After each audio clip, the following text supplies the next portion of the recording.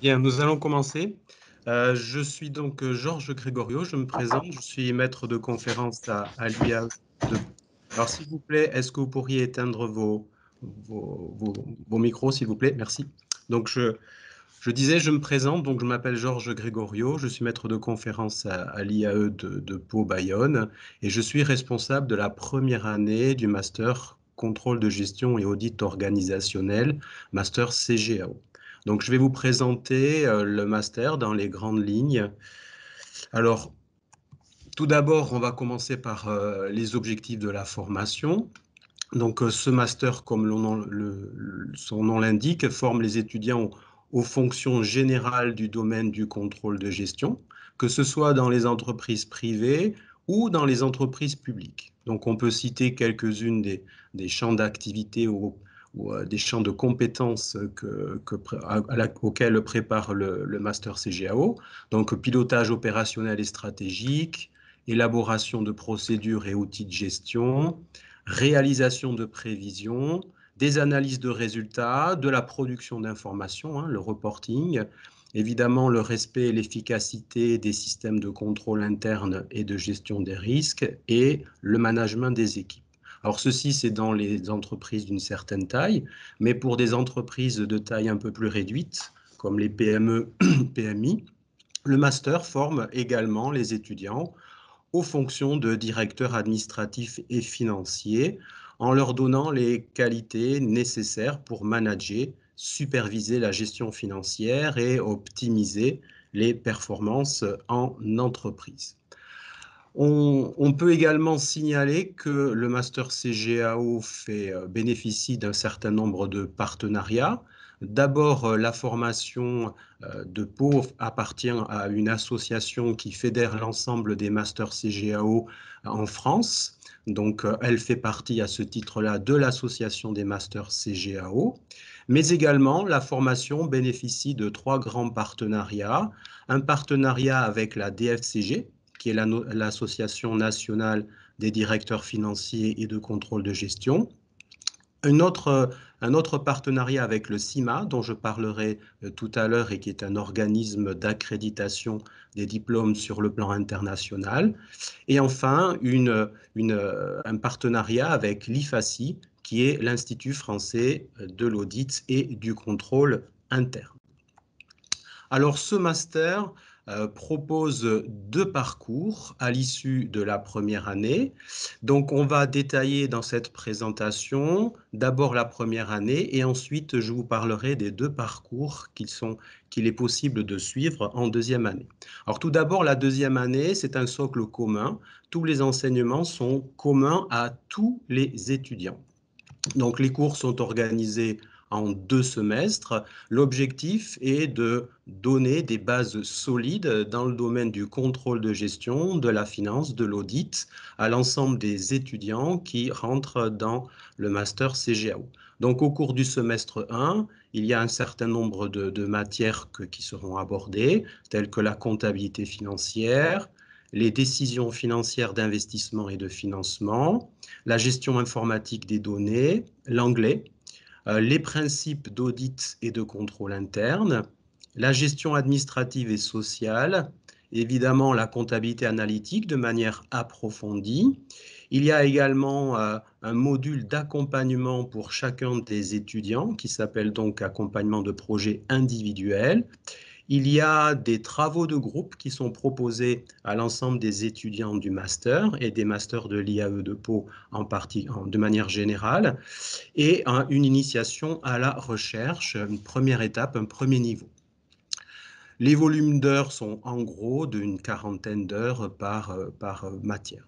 Au cours du semestre 2 sont abordées les autres matières suivantes, donc du contrôle de gestion de manière approfondie, de la fiscalité, des affaires, des principes de comptabilité des groupes, c'est-à-dire de la consolidation des comptes, gestion de trésorerie et banque, à nouveau des enseignements en langue anglaise, des outils de management financier qui sont abordés, à nouveau l'accompagnement de projets individuels et on retrouve les travaux en groupe ce qu'on appelle ingénierie de projet appliquée, et le deuxième niveau d'initiation à la recherche. Voilà pour la première année commune.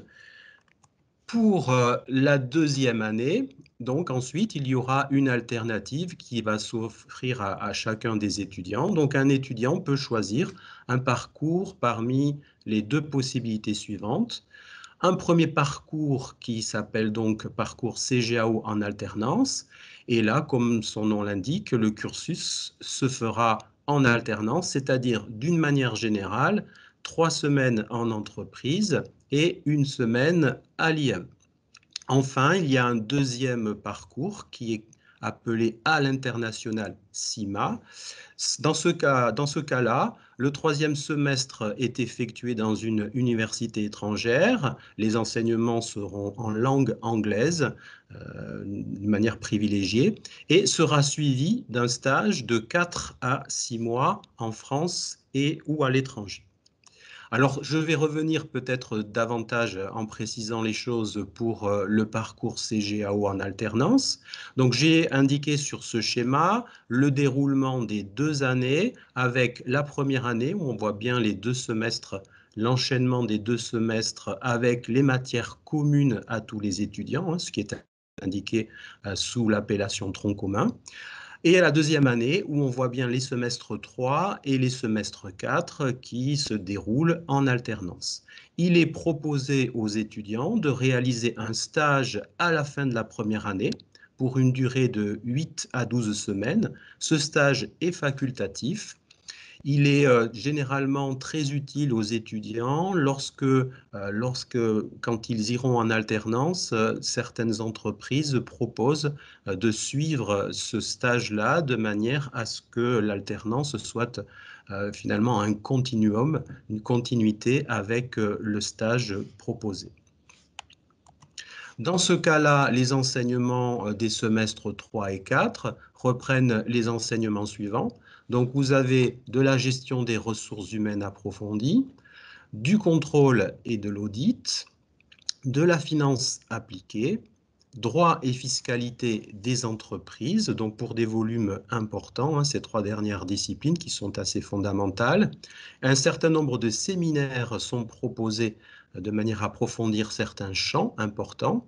Toujours l'enseignement en anglais, de la méthodologie à la recherche, des cours de gestion de production, des cours de théorie des systèmes d'information et de changement organisationnel, et toujours un accompagnement professionnel individualisé pour accompagner l'étudiant dans la réalisation de son mémoire qui sera soutenu à l'issue de la deuxième année et que vous avez aussi également dans le module suivant. Pour le Master 2, parcours à l'international CIMA, donc le déroulement sera le suivant. Donc le semestre 3 sera réalisé dans une université partenaire à l'étranger, alors en privilégiant la langue anglaise. Donc nous avons un certain nombre d'accords avec un certain nombre d'universités dans les pays qui sont proposés dans la liste suivante. Donc vous avez l'Allemagne, l'Australie, le Canada, la Chine, la Corée du Sud, la Croatie, le Danemark, la Finlande, Malaisie, Pays-Bas, Slovaquie, Thaïlande. Donc bien évidemment, une fois que le pays est choisi, il y a ensuite l'élaboration du projet. On accompagne chacun des étudiants dans le choix des matières en lien avec le service Relations internationales de l'IAE. Ceci pour valider les 30 ECTS qui sont nécessaires pour valider un semestre. Alors, il y a une condition pour pouvoir partir à l'étranger. Il faut, puisque on privilégie la langue anglaise, il faut avoir obtenu un score TOEIC de 785 minimum, c'est-à-dire ce qui correspond au niveau B2, à la fin de la première année. Pour le semestre 4, il faut réaliser un stage de 4 à 6 mois en entreprise, en France ou à l'étranger si vous avez la chance d'avoir une opportunité de continuer et de réaliser votre stage dans le pays dans lequel vous avez suivi votre semestre 3. Donc, de manière schématique, voilà l'organisation de la deuxième année.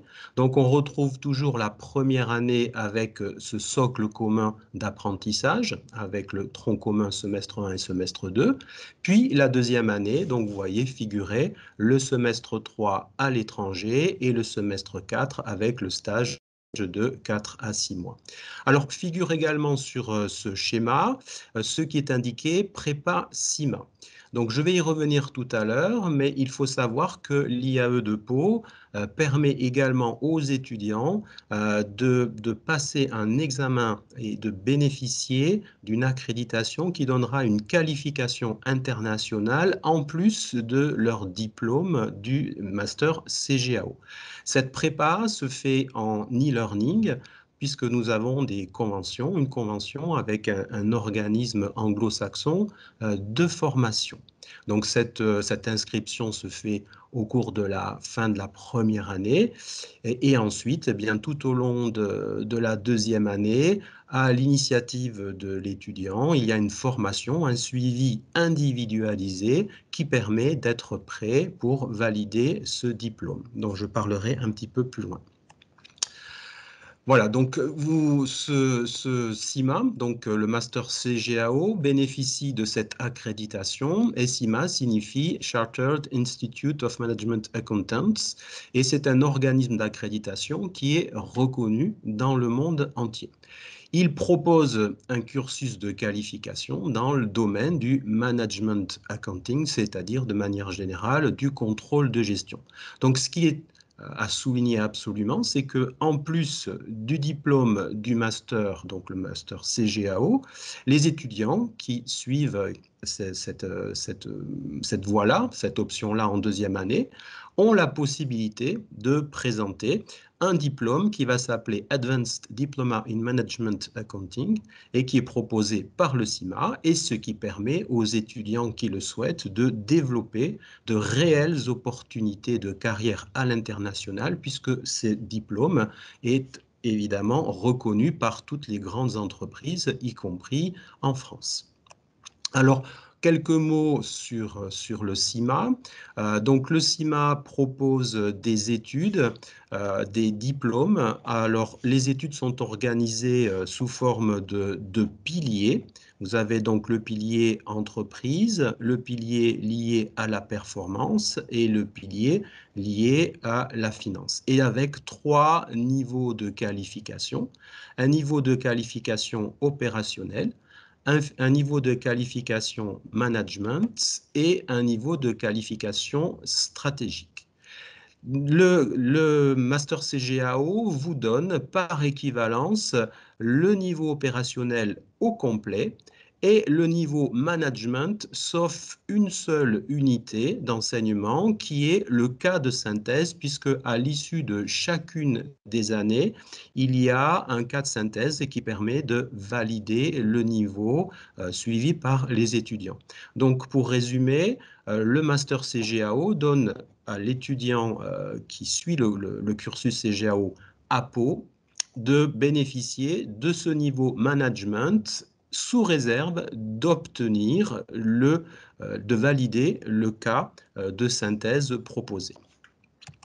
Nous avons donc un partenariat avec un organisme de formation situé en Angleterre qui s'appelle XP Group et qui permet en e-learning d'être accompagné et d'être préparé pour passer ce cas de synthèse. Ce sont des cas, ce sont des enseignements qui sont préparés par des gens qui ont l'habitude de former à ces diplômes-là.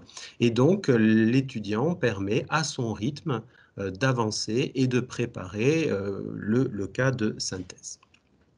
Voilà pour, dans les grandes lignes, la présentation du master CGAO. Si vous avez des questions, bien évidemment, je suis tout à fait à votre disposition pour y répondre. Je n'ai pas voulu faire de présentation trop longue pour laisser plus de place aux questions.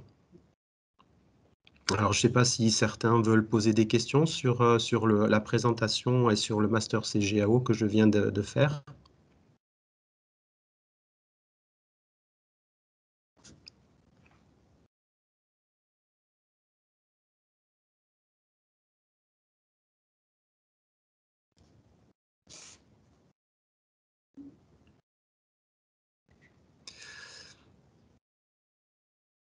Alors peut-être je vais donner quelques indications sur l'accès au master. Le master est ouvert aux étudiants qui ont un niveau licence, qui ont validé une licence en gestion. Nous sommes attentifs à certaines disciplines, certains prérequis dans des domaines qui nous semblent importants, hein, tels que le contrôle de gestion, la comptabilité analytique, la comptabilité, la finance, bien sûr. Mais c'est ouvert à l'ensemble de toutes les licences universitaires dans ce domaine-là et également aux étudiants qui sont en DCG. C'est pour préciser les choses.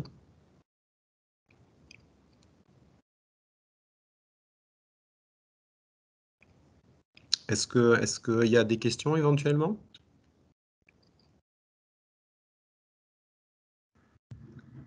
Oui, bonjour.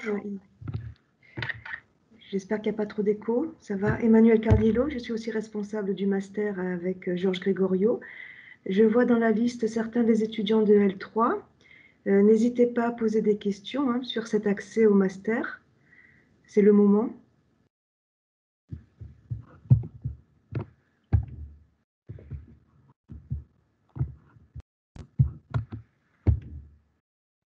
Bon, de toute façon, il y a le chat qui fonctionne et il y a tout à fait possibilité de poser des questions ensuite.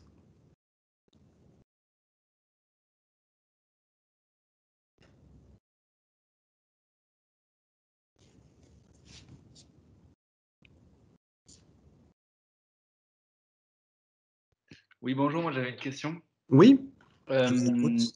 alors moi je suis en licence d'économie et gestion à Pau Oui. et cette année je suis pas de cours d'anglais. Je me demandais si ça représentait un frein pour intégrer la formation.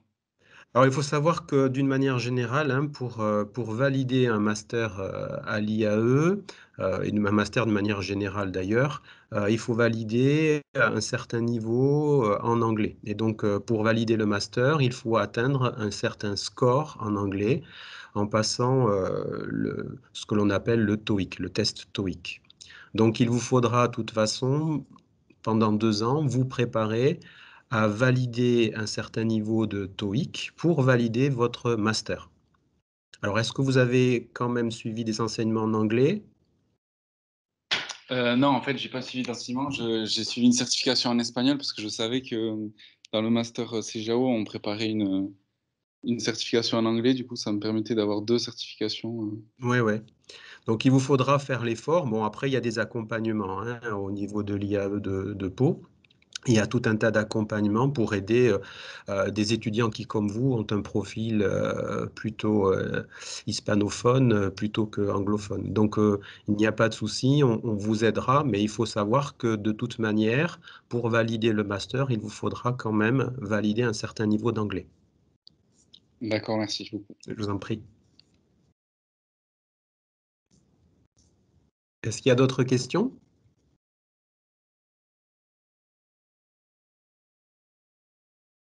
Alors, je ne l'ai pas indiqué non plus, mais il y a le test TOEIC qu'il faut présenter, qu'il faut passer, comme pour toutes les autres formations de l'IAE. Donc, il faut s'inscrire, ne pas oublier de s'inscrire et de présenter le test message, pardon. Bonjour. Oui, Sur ce test TOEIC, est-ce que vous avez une note minimale en gros ouais, il faut valider un niveau de 750. pas pour le TOEIC, pardon, pour le test IAE. Ah, pour le test IAE, non, Oui. pour le test IAE, il n'y a pas de note minimale. Ça fait partie des éléments d'analyse du dossier. Ça permet d'ajouter un autre élément d'appréciation de l'ensemble de tout votre dossier présenté. Vous êtes inscrit? Oui, je l'ai déjà passé. Ah, vous l'avez déjà passé, ok. Très bien. Oui, bonjour. Bonjour. Je voulais savoir concernant le test, le score image, c'était pour savoir, je me suis inscrit à plusieurs sessions Oui. et en fait, c'était pour savoir, j'ai vu qu'on pouvait en mettre qu'un seul sur quand on remplit le dossier et en Mm. fait, on doit choisir enfin, on regarde en fonction de la moyenne. Je veux dire, c'est pas le plus gros score qu'on a, quand même, Ben, c'est en fonction de la médiane, non? ben non, vous présentez celui que vous voulez, donc évidemment celui où vous avez le meilleur score. Oui, mais par rapport, par exemple, si la médiane était au score, on va dire, à 220 et qu'on a un score à 230 et que sur un autre test, la médiane est à 160 et qu'on a un score de 200, vaut mieux mettre celui où on a eu un écart plus gros avec la médiane. Non, il faut prendre celui où vous avez eu le meilleur score. On regarde D'accord, forcément, oui. d'accord, ok, merci. Bonjour, moi j'ai une question. Oui, J'aimerais savoir, est-ce que vous attendrez la validation de la licence complète pour siéger sur les dossiers ou bien vous vous baserez uniquement sur les semestres précédents? alors on regarde la totalité du parcours de l'étudiant, bien évidemment. Et ensuite, lorsque les étudiants sont retenus, c'est toujours sous couvert de la réussite à l'examen, c'est-à-dire à l'examen de licence. Par exemple, les étudiants de DCG passent le DCG un petit peu plus tard, après la décision si on retient ou pas la candidature de l'étudiant. Et donc, c'est toujours sous couvert d'avoir passé et réussi l'examen. D'accord, merci. Je vous en prie.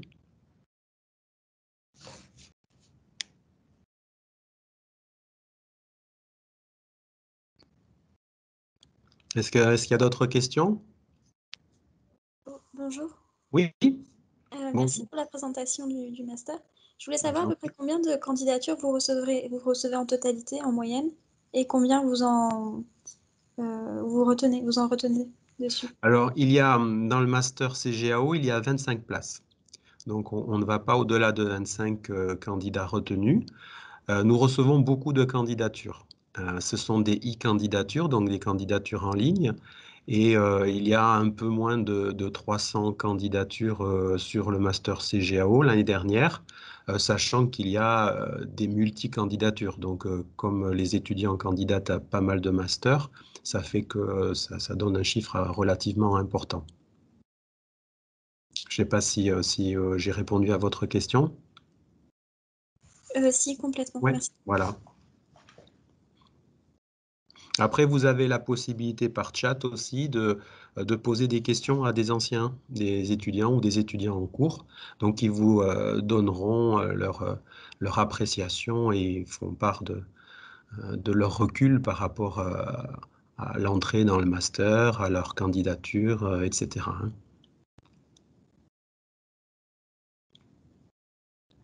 Et Bonjour. Oui, bonjour. Je suis étudiant en DCG au lycée Gustave Eiffel à Bordeaux et Oui, je me demandais si le DCG, notamment en contrôle gestion, pour vous préparer bien à ce master. oui, très bien, oui.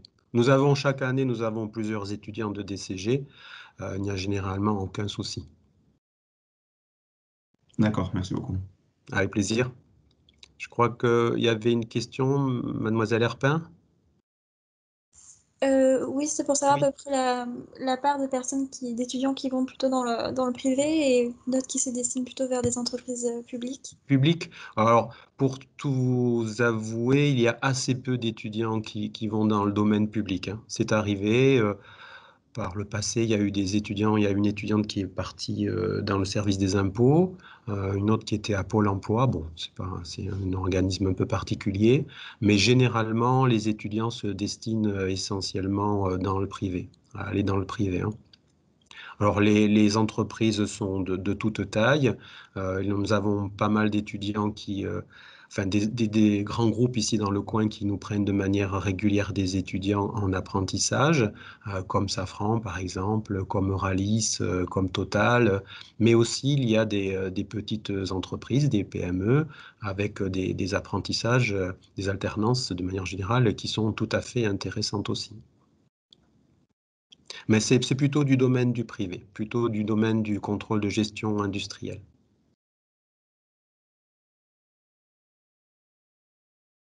Alors, quand on parle de contrôle de gestion, c'est l'ensemble de l'analyse, de la production de chiffres, hein. Donc très souvent, les services de contrôle de gestion sont voisins des services comptables ou font même partie de du même service, hein. C'est très imbriqué.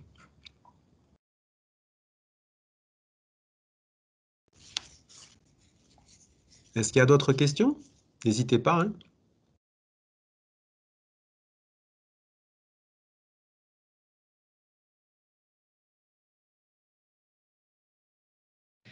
Bonjour monsieur. Bonjour. J'ai une question. Au Oui. moment de l'inscription, on a une fiche d'appréciation à faire remplir par le responsable de la formation. Oui. Et pour ma part, c'est monsieur Cassagnard.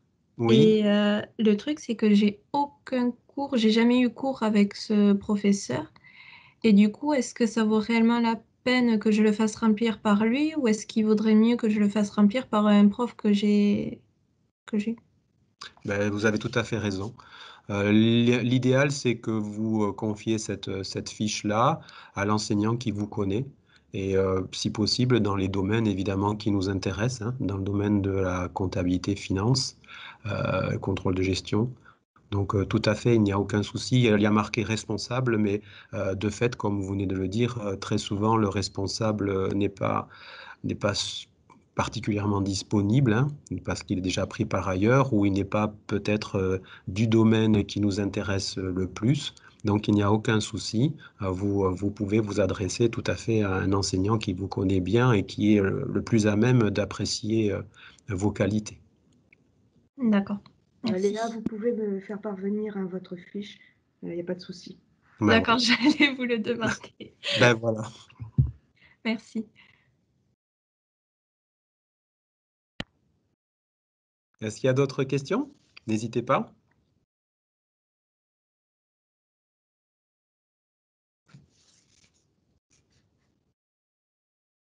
On a encore quelques minutes avant la prochaine conférence.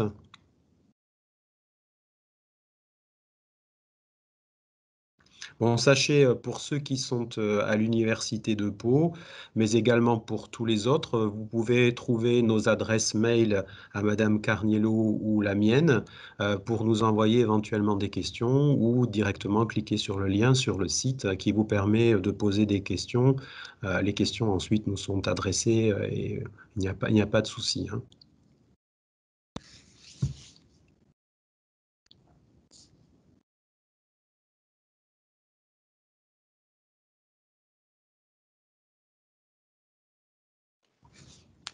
Oui, j'aurais une Oui, petite question. oui, je vous en C'était prie. concernant l'alternance ou en Master 2. Comment Oui. c'est organisé? Je veux dire, est-ce que c'est en une semaine en entreprise et une semaine à l'IAE ou... Alors, je l'ai indiqué tout à l'heure dans la présentation, d'une manière générale, c'est une semaine à l'IAE, 3 semaines en entreprise. Donc, on vous accompagne dans votre recherche d'entreprise d'accueil. Donc à partir là maintenant, les étudiants, par exemple les étudiants actuels de première année, sont en pleine recherche d'entreprise d'accueil. Et donc nous les accompagnons, hein, c'est ce que j'ai indiqué tout à l'heure avec le module API. Donc nous les accompagnons dans leur recherche, dans l'élaboration de leur candidature, c'est-à-dire CV, lettre de motivation. On les accompagne, on reprend, puisque nous avons un service qui est en lien avec les entreprises et l'IAE. Donc, toutes les offres des entreprises nous arrivent, elles sont retransmises aux étudiants et donc on les aide de ce fait à chercher une entreprise d'accueil. Une fois que ceci est validé, donc la deuxième année, donc l'apprentissage, l'alternance doit commencer au 1er septembre et à partir du 1er septembre, donc vous avez ce rythme alterné en gros, hein, d'une semaine à l'IAE et de 3 semaines en entreprise. Voilà, pendant toute l'année de la deuxième année. D'accord. Et est-ce que, par exemple, là, concernant avec l'épidémie, les problèmes sanitaires qu'il y a aujourd'hui, est-ce que c'est difficile de trouver une alternance ou est-ce qu'il y a des élèves, je veux dire, des étudiants en Master 1 qui se sont retrouvés à ne pas avoir d'alternance en Master 2? Alors, on a un peu de recul sur ce sujet-là, puisque le premier confinement a eu lieu il y a un an, au mois de mars, et donc nous nous sommes retrouvés dans l'œil du cyclone pour la première fois l'an passé.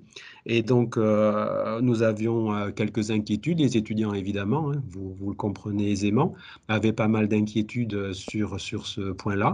Et on s'est rendu compte qu'en fait, tout le monde a trouvé une alternance malgré tout. Alors c'est vrai qu'il y a des situations qui sont différentes.